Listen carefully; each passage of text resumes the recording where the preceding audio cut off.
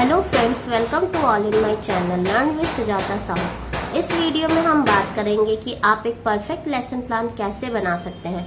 Lesson plan आपको semester 3 में बनाना पड़ेगा। जो बच्चे या फिर जो स्टूडेंट्स बीएड कर रहे हैं, उसके बाद आपको 40 लेसन प्लान की टीचिंग आप किसी स्कूल में करेंगे, जिसे हम प्रैक्टिस टीचिंग कहते हैं। उसके बाद 2 आपको लेसन प्लान आपके फाइनल एग्जाम के लिए बनाना पड़ेगा।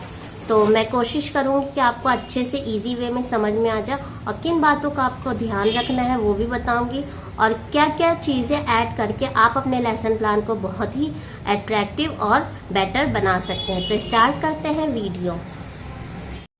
Hello friends, welcome to all in my channel. कुछ बच्चों की डिमांड थी कि उन्हें लेसन प्लान हिंदी में चाहिए और हिंदी में उन्हें समझाया जाए। तो ये है लेसन प्लान, जिसे हम कहते हैं पाठ योजना। ये वाणिज्य विषय का है, जिसे हम इकोनॉमिक्स कहते हैं।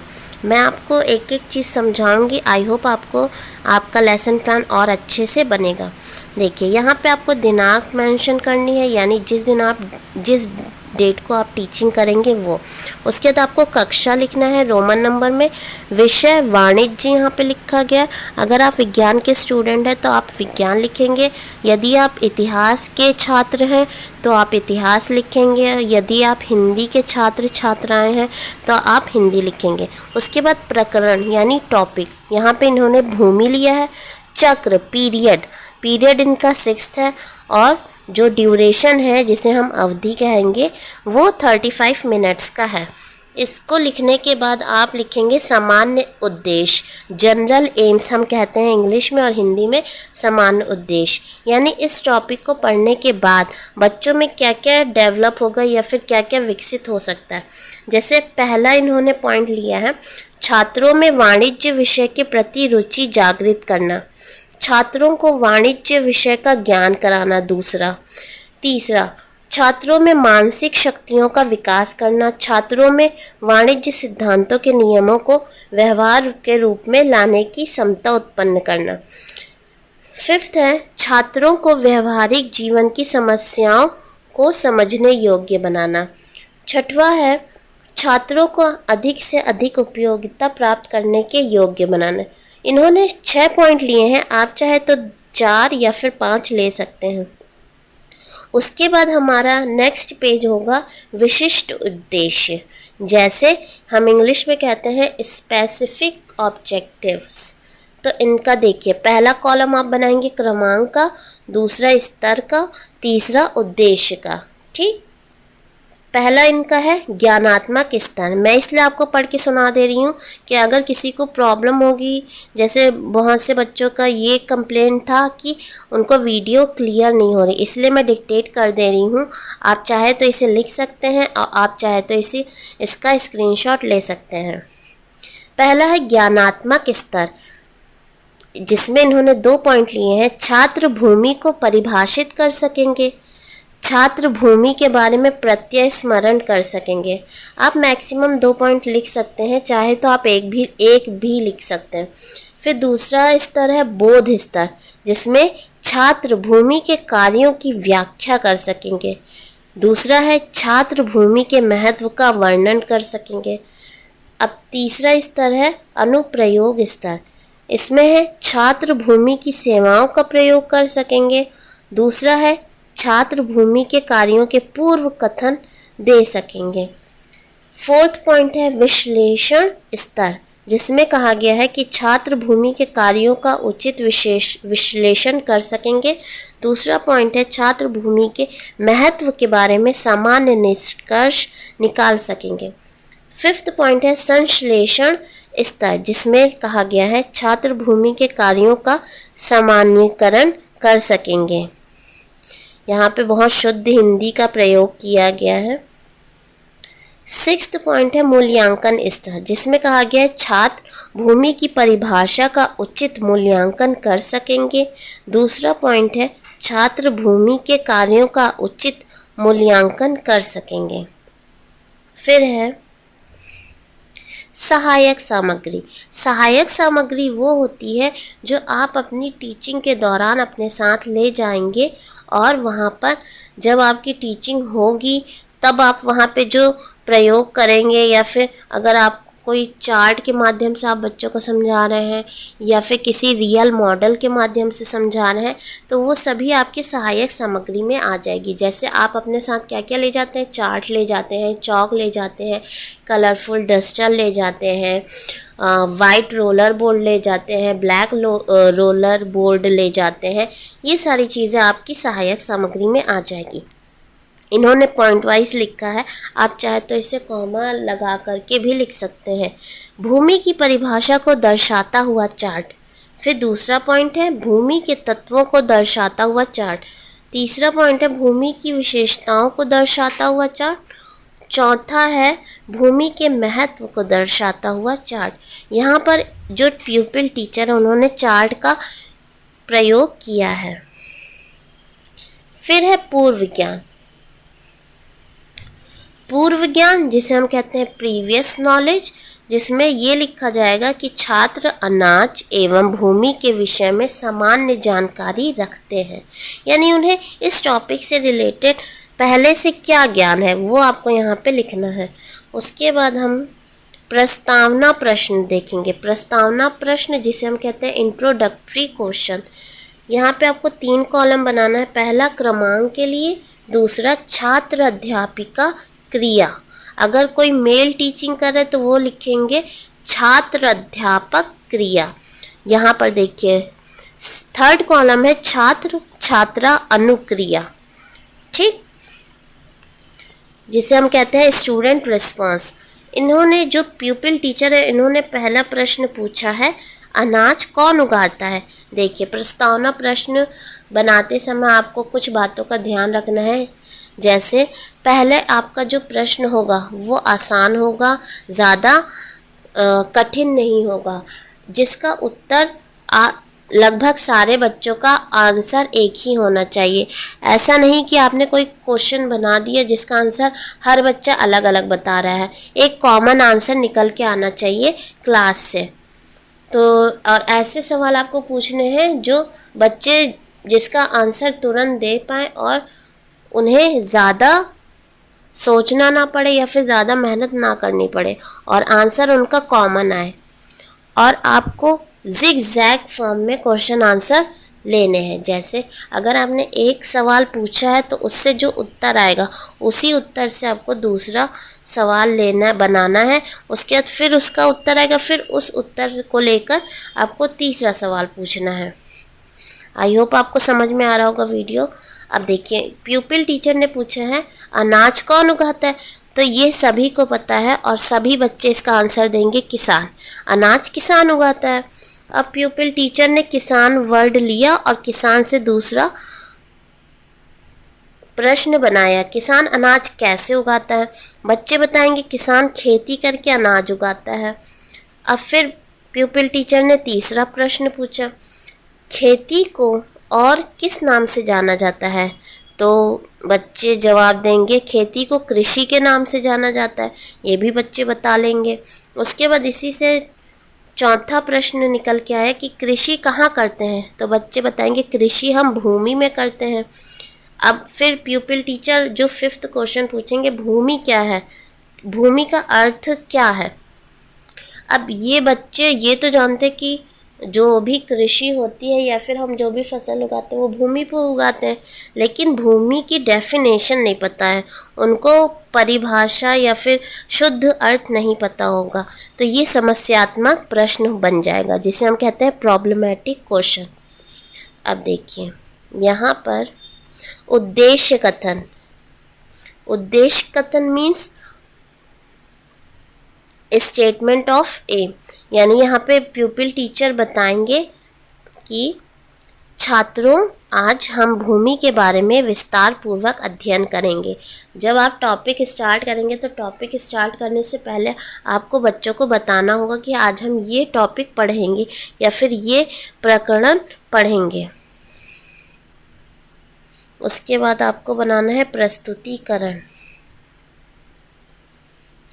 जिसमें आपको 4 कॉलम बनाने हैं। पहला क्रमांक का, फिर शिक्षण बिंदु, फिर छात्र अध्यापिका क्रिया, उसके बाद छात्र छात्रा अनुक्रिया।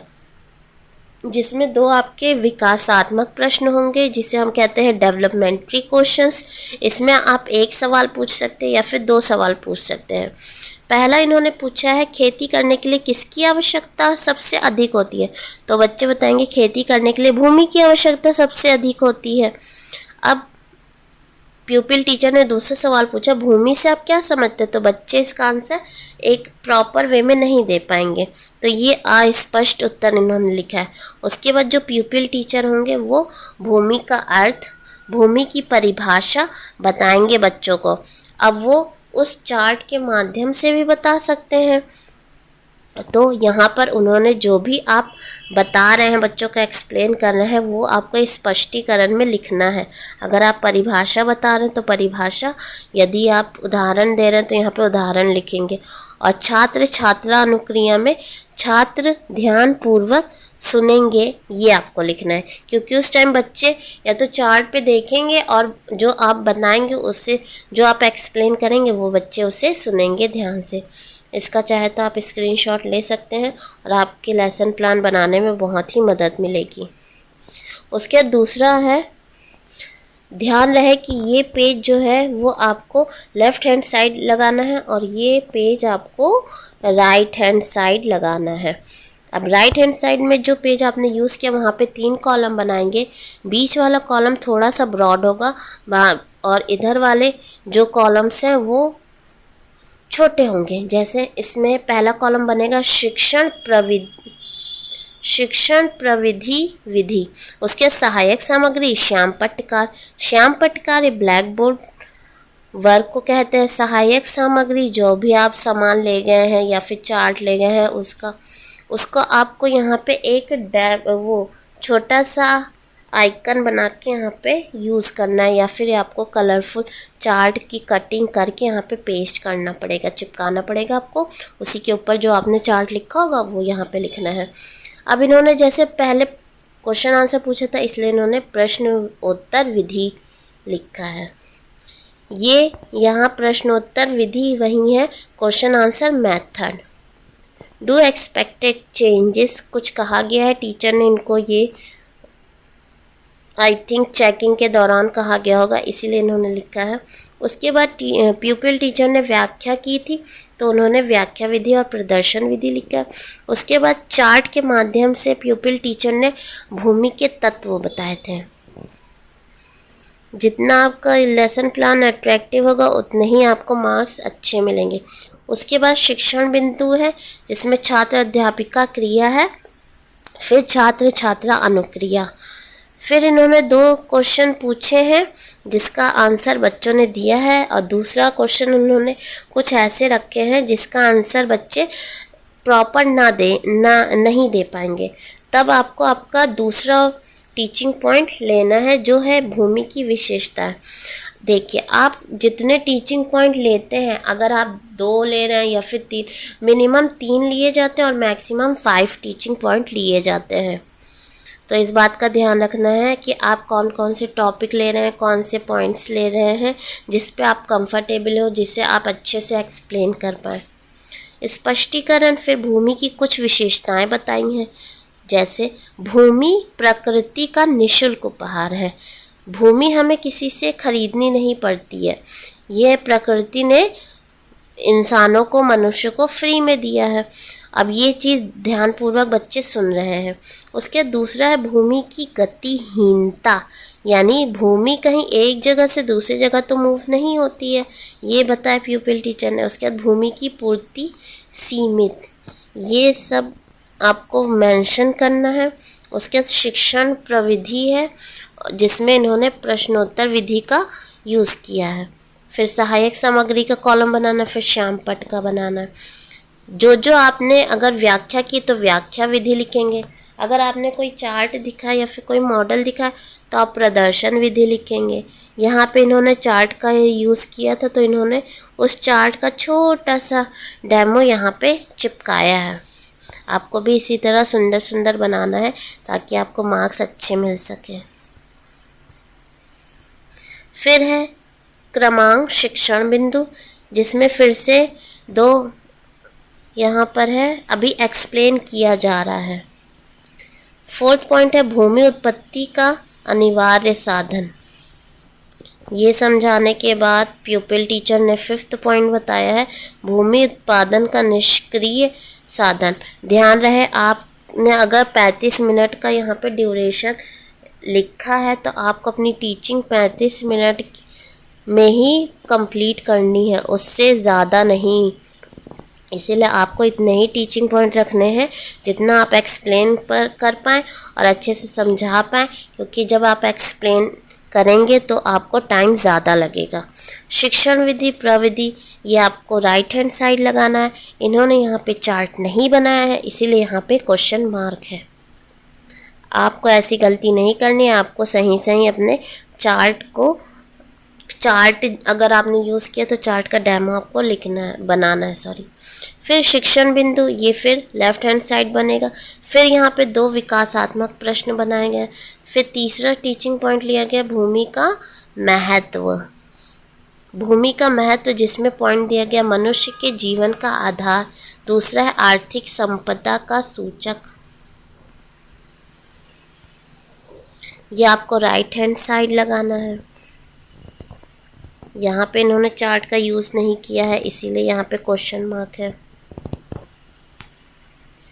उसके बाद है फिर ये लेफ्ट हैंड साइड आपको ये पंच पेपर अटैच करना। उसके बाद यहाँ पे इन्होंने 4th पॉइंट दिया परिवहन और संचार साधनों के विकास में सहायक। इस तरह से आप अपने टीचिंग पॉइंट को यूज़ करेंगे। और जैसे यहाँ पे इन्होंने 5 पॉइंट लिखे हैं तो आप उसको 5 की जगह 3 कर सकते हैं, 4 कर सकते हैं, 2 कर सकते हैं। वो आप पे डिपेंड करता है कि आप किस तरह से उसे प्रेजेंट कर रहे हैं। उसके बाद इन्होंने नेक्स्ट चार्ट का यूज़ किया है भूमि के महत्व के लिए। उसके बाद आएगा बोधात्मक प्रश्न, जिसे हम कहते हैं कॉम्प्लीमेंट्री क्वेश्चंस। भूमि प्रकृति का कैसा उपहार है, तो अगर आपने बच्चों को पढ़ाया होगा तो बच्चे इसका उत्तर देंगे। फिर दूसरा प्रश्न है भूमि के अर्थ को बताओ।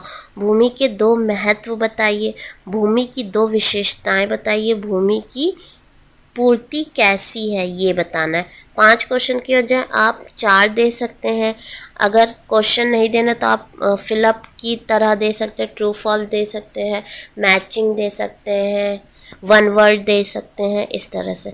उसके श्याम पट्ट सारांश, जो भी आपने ब्लैक बोर्ड में लिखा है आपको यहाँ पर मेंशन करना है। जिस तरह से इन्होंने यहाँ पे ब्लैक पेपर का यूज़ किया है, जिसमें इन्होंने सिल्वर स्पार्कल पेन से लिखा है, क्योंकि ब्लैक पे वहीं स्पार्कल पेन ही चलेगा। तो आपको इसी तरह लिखना है, जो जो आपने ब्लैक बोर्ड वर्क किया होगा श्याम पटकार, उसे यहाँ पे आपको नोट डाउन करना है। फिर आपको इसको पेस्ट करने के बाद उसी के नीचे निर्देश, जिसमें आपको लिखना है छात्र अध्यापिका छात्रों को श्याम पट कार्य करने का निर्देश देंगी तथा कार्य का निरीक्षण करेंगी। ये आप बच्चों से कहेंगे कि नोट डाउन करिए, और आप देखेंगे कि सारे बच्चे उसको नोट डाउन कर रहे हैं कि नहीं। इसके बाद आपको नेक्स्ट पंच लगाना है, जिसमें होगा पुनरावृत्ति प्रश्न। अब यहाँ देखिए इन्होंने जो क्वेश्चन दिए हैं, पहला है अर्थशास्त्र में भूमि का आशय है भूमि का ठोस धरातल, प्रकृति के समस्त निशुल्क उपहार, जलथल महत्वहीन। इसमें जो करेक्ट आंसर होगा बच्चे अपने अकॉर्डिंग इसमें टिक करेंगे और बाद में प्यूपिल टीचर बताएंगे सही है कि गलत है। तो इस तरह से आप अपने बच्चों को टॉपिक पढ़ाएंगे और क्वेश्चन आंसर देंगे। यहाँ पे इन्होंने विकल्पों का यूज़ किया है, आप चाहे तो यहाँ पे फिलअप बना सकते हैं, रिक्त स्थान की पूर्ति करो इस तरह बता सकते हैं, सत्य असत्य कर सकते हैं, एक शब्द में उत्तर दो ये भी बना सकते हैं। तो ये आपकी क्रिएटिविटी और आप पे डिपेंड करता है कि आप कितने अच्छे तरीके से अपने लेसन प्लान को प्रेजेंट करेंगे। यहाँ पे देखिए गृह कार्य देंगे। ये प्रश्न पूछने के बाद आपको गृह कार्य देना है। इन्होंने दिया है भूमि का अर्थ बताइए तथा भूमि का महत्व तथा विशेषताएं लिखिए। उसके बाद संदर्भ सूची यहाँ पे इन्होंने ये लिखने की कोशिश की है कि इन्होंने ये जो टॉपिक था या फिर जो भी मटेरियल था वो कहाँ कहाँ से लिया है, तो ये लिखना है आपको। संदर्भ सूची जनरली नहीं कही जाती है, गृह कार्य तक हम अपना लेसन प्लान कंप्लीट कर देते हैं। अब यहाँ पे टीचर ने जो भी इनका लेसन प्लान चेक किया, उन्होंने अलाउ कर दिया है, इसलिए यहाँ पे अलाउड लिखा था, यानी ये अब कहीं पे भी किसी स्कूल में टीचिंग कर पाएंगी। और ये फिर टीचर ने साइन किया और डेट डाली है। आई होप आपको ये वीडियो समझ में आ गया होगा।